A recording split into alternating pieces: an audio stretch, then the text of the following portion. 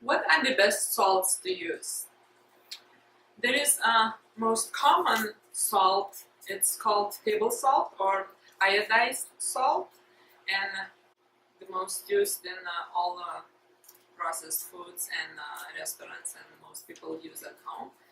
And then there is kosher salt that many people know about that. And also there is Himalayan salt, pink, or sea salt, this one, white. What's the difference between all those salts? So this is sea salt, and this is Himalayan pink from the mountain, the rock salt. But technically all salts are sea salt, because sometime in Pakistan, or where it came from, there was a sea or the ocean. That's why there is a salt. Otherwise, there wouldn't be any salt. And these also, who knows, they are sea salt or rock salt, but technically they are still sea salts.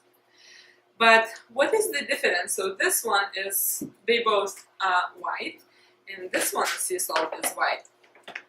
So the difference is that this salt, table salt, is processed. How is that processed? They heat it to very high temperatures, or however they do it, to separate minerals, and what's left, it's sodium and chloride.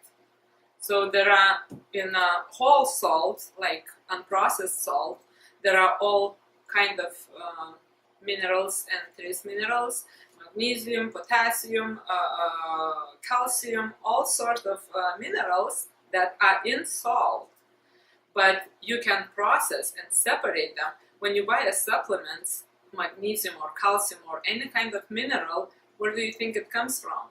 It's separated from the salt. So this sodium chloride is left. It's basically salt, but it's just separated, and it's only sodium chloride without any minerals in it. This salt, who knows? It doesn't say it's processed, and kosher salt is supposed to be not processed, but it has anti-caking preservative chemical, so it's always brittle, so you can sprinkle like that. It doesn't, if it stays for a long time, it still doesn't get rocky like this. It's a solid rock. You have to sort of stab it to make it drink. So they add this anti-caking chemical, so the salt doesn't get hard as rock. And this chemical, I don't know about you, but I'm not using it. So this is the reason I don't use those two salts, even though chefs are using kosher salt, because of the taste. So I'm assuming this is not processed, because if you listen from some chefs' reviews of those two salts, they say that this table salt is twice as salty as the kosher salt, because there is no minerals in it. It's a plain sodium chloride. So I'm assuming that's why it's much saltier than the other real salts with all the ingredients that comes from nature. So those two are the difference from the chef's point of view. One is saltier, the other one is not as salty. So that's okay, but I'm not using this because it has anti-caking chemical in it. I'm using those two. Sometimes I buy just sea salt, sometimes I buy this pink sea salt. The reason I'm changing, because sometimes it's way too expensive. I usually buy salts from San Francisco Salt Company, because they have all these certifications and guarantees that their salts are not processed. They are all the minerals and what comes with it, it's real salt. So that's the reason I am buying from them. Because there are some salts they call sea salt, but you don't know if they are processed or not. So this can be called sea salt if there is no other ingredients, anti-caking and iodine and some dextrose.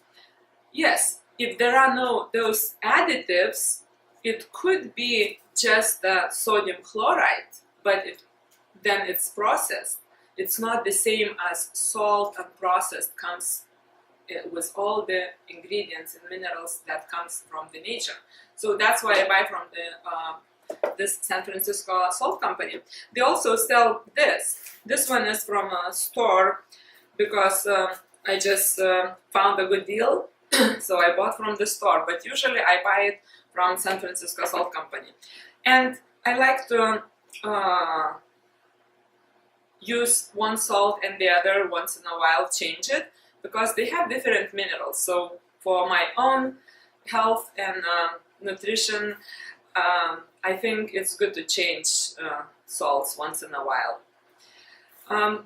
So there is no big difference, except of course this is pink, so there is some kind of ingredient that it's not in this white salt, and the pinkness of the Himalayan salt, I read somewhere that it's from the krill, and the krill is little creatures that live in the ocean. They are pink, like some kind of little shrimpy thingies. So that's where it comes, this pink color from in a Himalayan salt. Anyway, I like them both, this and the white one, these I don't use at all. And pink salt, sometimes I add to my water just to add some minerals, a little bit. And a lot of people scared of salt, to eat too much salt, but most of the problems comes from sodium chloride, because it's way too concentrated, and there are no other minerals.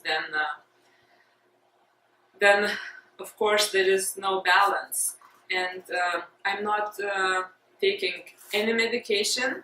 I'm healthy as ever. I'm not used to be this way. I used to use regular salt, and of course some other bad habits that I used to have. I used to be very sick. I only had 6 months to live by doctor's diagnosis 12 years ago, but I never went medication healing route. So what you use, it's up to you, but I'm just sharing what I'm using, and I'm using plenty of salt. I don't limit myself at all, and I even add to the water a little bit, because if it's too salty, then it's not delicious. But it's good for you, or for me, I'd rather say.